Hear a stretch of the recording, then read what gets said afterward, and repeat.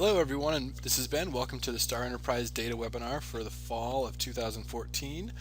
We've got three things that we'll be going over today. The first is three high-impact STAR reports. We'll sort of go over the three biggest reports that you can use to drive your instruction this fall and beyond. Next, we'll talk about using STAR to progress monitor students outside of the fall and spring benchmark windows. And last, we'll go over using STAR Custom to build standards-based assessments. If you are interested in doing a deeper analysis using STAR data and tools. So let's get into the three high impact reports first. So first I should just say, don't worry, this is all optional.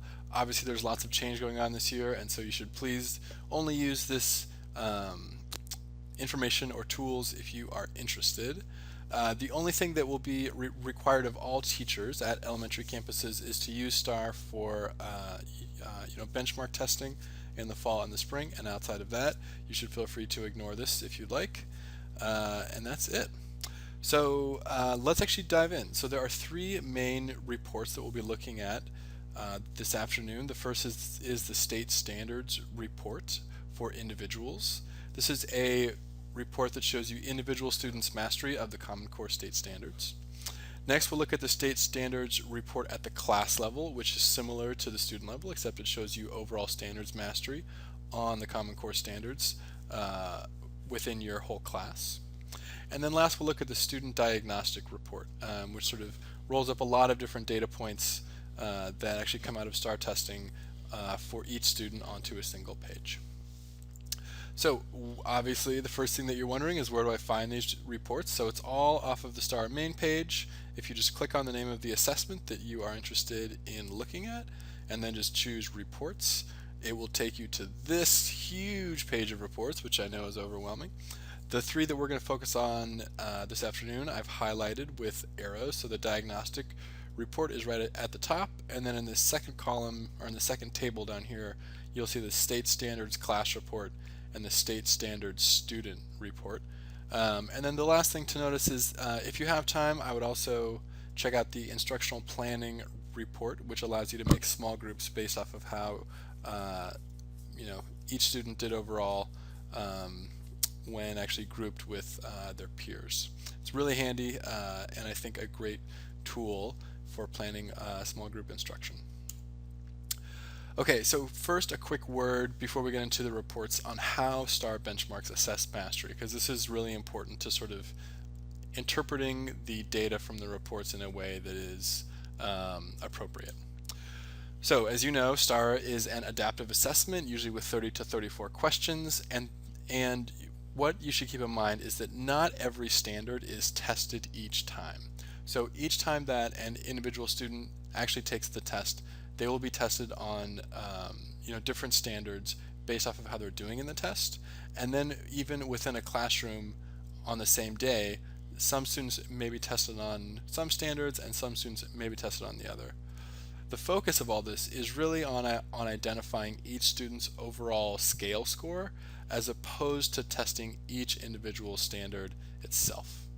And the reason for that is because STAR is sort of mostly intended as a way of establishing a benchmark, and then they use that sort of overall benchmark score to estimate mastery on other standards. So the way they do that is with these linking studies. So what they do is they give like 15 million STAR tests a year, and they take some subset of those students and they say, okay, for these 40,000 students that scored within this range, we're going to give each of them these sort of follow-up tests to see how they're actually doing on each individual standard. And then they use those results to then estimate how everyone within the larger STAR pool is also doing as well. So the bottom line is that when you see a score that says something like 37% mastery on one of these reports, you want to keep in mind that that is an estimate. It may be that that student wasn't actually tested on that standard, and the STAR software is just sort of generating a sort of guess as to how that student is doing. It's probably a pretty reliable guess, but again, it is an estimate, not based off of actual test results necessarily. Okay, so with that in mind, let's actually get into the reports. So first is the student diagnostic report, which we saw earlier was accessible at the top of the screen. On this report, you'll see the student's name at the very top of the sheet. Obviously here it's whited out for privacy. And the first thing that you'll notice is this colored bar across the top. Now this bar basically locates the student within different bands of performance. So even though these bands don't match their overall percentage levels, from 0 to 10% is this red band. So a student that was between the 1st and the 10th percentile would fall in this range. A student that was between the 10th and the 25th percentile would fall in this yellow bar, kind of next to the red bar. Any student between the 25th and the 40th percentile nationally would fall in the blue bar, and then obviously everyone who's above the 40th percentile, it is in the green. So we can see that this student, whoever they are, is represented by this black line right here. So they are somewhere above the 40th percentile, and we can look down below and we'll see, in fact, yes, they're at the 47th percentile nationally. Now, since we're here, let's actually take a look at some of this data. So it starts with the overall scale score, which was a 547, and then on the right, it sort of just gives you some narrative text to help explain it. Next is the percentile rank, and we see that this student, Adriana, scored greater than 47% of students nationally in the same grade. Her grade level equivalent, which is the next score, basically tells how she's doing relative to the general population of other students who actually take the test. So her score is basically the same as the average 5th grader at the very start of the year. And then her instructional reading level obviously tells you the kinds of, or the level of instructional text that she would be best served by in terms of her classroom instruction. And then this next section below here where it says domain scores, these are the actual estimates. So for reading literature, key ideas and details, it is estimated that she has 20% mastery of these skills at the 5th grade level, and so on and so forth for craft and structure, and then all of the other subdomains that are on this field. Again, keep in mind that these are estimates, and it may be that not all of these skills were actually specifically tested on the assessment. Finally, at the bottom, you'll notice her ZPD. I think this number is sort of less useful usually, just because the range is usually pretty big, and it's sort of hard to know what to do with that data. But it just sort of gives an overall estimate for her ZPD and the kinds of books that she should be reading on her own during independent reading.